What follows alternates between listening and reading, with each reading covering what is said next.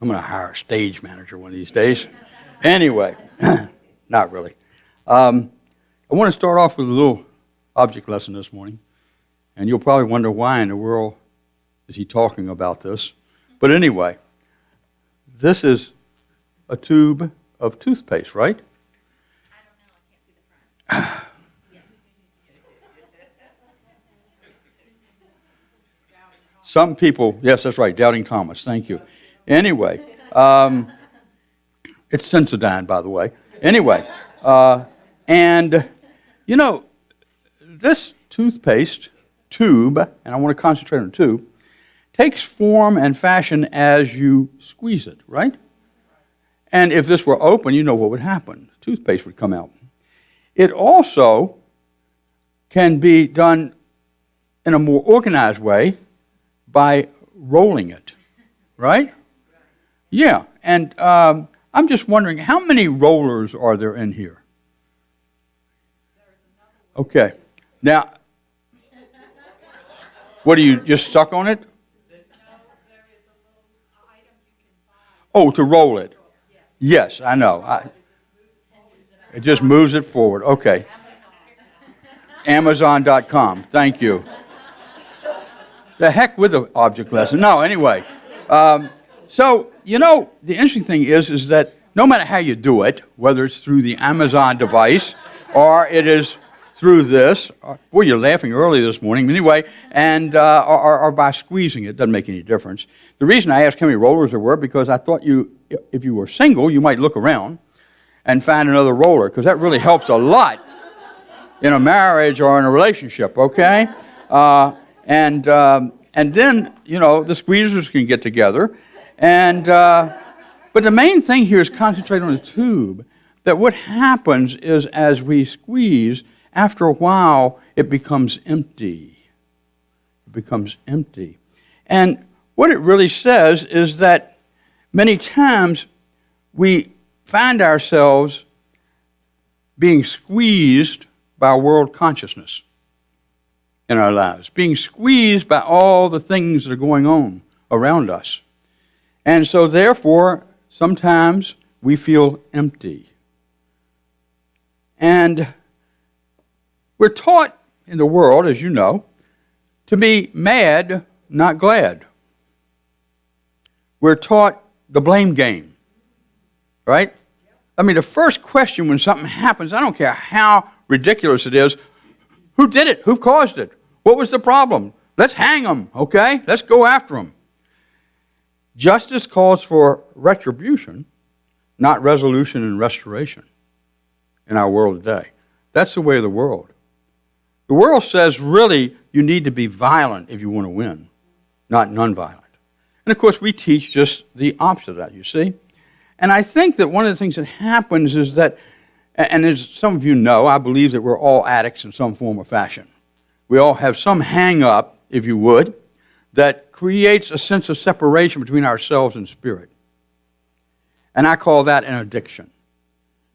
But what happens is that in order to look for transformation through the process of the world when we feel squeezed, we become addicted to something. It might be alcohol, it might be drugs, it might be a lot of different things. But we become addicted to something because we're looking for a way out. We think that the way out is to follow the way of the world. And yet, after a while, that addiction squeezes so hard that you feel empty. So there's got to be a better way. I want you to know that this is a church without a balloon, except this one. I looked all over the church this morning for a balloon. And our children are being deprived because they have no balloon, okay? I just want you to know that. And please don't come in with a package of balloon, every one of you, next week, okay? One or two is okay. But anyway, this is a balloon. Now, and it's blown up. Now, how do you blow a balloon up? Or either you have a device from Amazon, before you tell me, okay, I know, okay, all right, anyway. And you blow it up, but you're blowing into the balloon. And when we blow into the balloon, it grows. And when we allow spirit to grow in us, by blowing into us and we are open to that, then what happens is we grow. Now, sometimes, if we're not careful, we go through the transformation process so quickly that we burst the balloon. Or we finally give up and we let go, and you know what happens to a balloon when it has air, okay, flapping around, right? You can see that. You can imagine that. So what we want to do is just kind of look at for a few minutes this idea of transformation and having the courage to be transformed. It does take courage. I want to talk just for a few minutes, though, about spirituality, because it's a big subject in the world today. And the concept of spirituality refers not only to spiritual practices, but also to a framework of values, if you would, for how we are trying to live our lives with intention.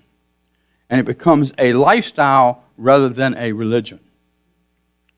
You know, many people on Sundays, if they go to church, and by the way, only about 35% of the people in America go to church. That's not a hint to go away, but that's about what's happening today. It's already down to 35% of America get up on Sunday morning to go to church. When I was a child in the 50s, it was about 80%. And I think it's because many times, and this is not a blame thing, but it's just because of the fact that we were not teaching spirituality. We were teaching something other than, here are the rules, here's the way you've got to be. And so as we step into spirituality, we start to look at things in a total different way. First, spirituality concerns what is holistic. It comes from the word holy, which comes from the Greek word holo.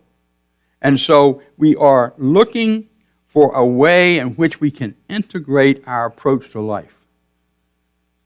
You know, you can be physically fit, but if you're not mentally fit, then you got a challenge. You can be mentally fit, but if you're not spiritually fit, you got a challenge. And what happens is you show up at work in one way, you show up with your family a different way, you show up on a Sunday service a different way, and all of a sudden you've got these silos of life that aren't coming together and are in conflict with one another. And so it's an integrated approach. Second, spirituality involves a quest for the sacred, whatever that is. The sacred relates to beliefs about God or something greater than that. It does. And then, what a morning. Anyway, especially in Western society, it says that we are looking for, if you would, a way in which to relate to what we call quote-unquote God. And as we grow, I think what happens in spirituality is we start to develop a different concept where we are looking for that within ourselves, which is a third type of idea of spirituality, but it really develops a sense of identity. We're trying to develop a sense of identity. That's why we say we're spiritual beings having a spiritual experience in the human condition. So define that clearer, so we understand that, we live to that. And we want to identify a sense of self-worth. And it's all about spirituality, developing one's spirit. And then fourth, spirituality is regularly linked to a notion of thriving that is deeper than merely being successful. It means that we have a sense of purpose, a sense of being, a reason for existence that's bigger than we are, which ultimately leads to service to others, service to Mother Earth, service to those who need support and help.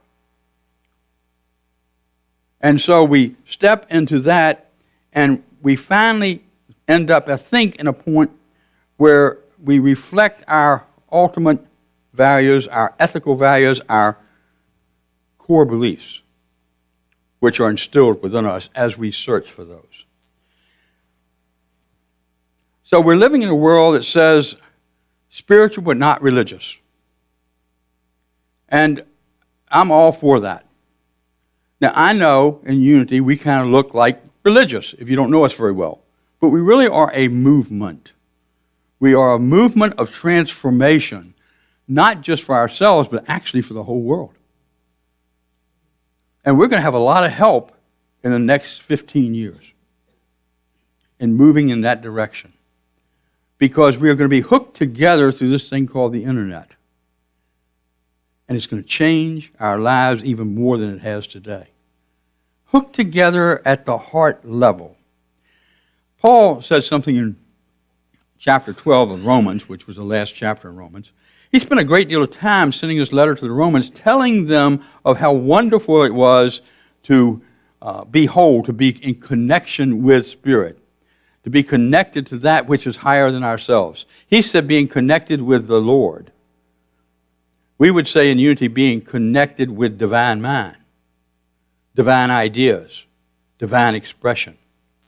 And he said, I appeal to you, therefore, brothers and sisters, by the mercies of God, to present your bodies as a living sacrifice. And I'm going to go through each of these and explain them in a metaphysical standpoint, okay? Do not sacrifice, holy and acceptable to God, which is your spiritual worship. Do not be conformed to this world, but be transformed by the renewing of your mind, so you may discern what is the will of God, what is good and acceptable and perfect. And then I appeal to you, therefore, brothers and sisters, by the mercy of God, to present your bodies as living sacrifice, holy and acceptable to God. That was the first way he started off. Now, we use the word sacrifice a little differently. It doesn't mean to give up everything in the world. It doesn't mean to give up yourself. It doesn't mean that some entity out there has control over you. Sacrifice means I make a decision to do something different that may be a little uncomfortable at first, because I'm not really pleased with where I am right now. It's not sacrificing yourself to a God out there. It's not sacrificing, as they said Isaiah did, the thought of sacrificing his son. It's not Jesus being sacrificed. It's none of that. Instead, it is a yearning within ourselves to change and to be different. And he also says, present your bodies as a living sacrifice, as I just said, holy and acceptable to God. Now, we are already holy and acceptable to God, just the way we are. If God is unconditional love, and I believe that to be true, if God is wisdom, I believe that to be true, if God is energy moving in and through us, we don't have to do anything to honor or please God. But instead, we are doing things to honor ourselves and the Spirit within ourselves. And that's a big difference. And as we do that, we start to understand that we really want to be that expression of God, not be acceptable to God. And he also said, do not be conformed to this world. And we talked about that. Don't let the world squeeze you out. Don't let the world be in charge of who you are and what you are. Don't let your past experiences be your future. Don't let your past experiences be your now. Instead, open your heart, open your mind, and say, I can step into whatever God is in this moment. And then that will help determine my future in a positive and loving way. And then he said, but be transformed by the renewing of your mind. You know, transformation starts with a new way of thinking, a new way of seeing yourself, maybe a hope of seeing something different in your life. But it starts with a thought. And here's the difference between a person who is addicted to something and hopes to get away from the world. That individual is looking at transformation again from the perspective of the world. But it is not looking for new thoughts. It's taking old thoughts and seeing if they'll work again and again and again. And we know that doesn't happen. So what they end up doing, I believe, in renewing of the mind is we move into the idea that there's this divine mind, that from our hearts we're able to think and be. And as we do that, we start to have our mind, divine mind, change our thinking. So that we start to see ourselves, first of all, differently.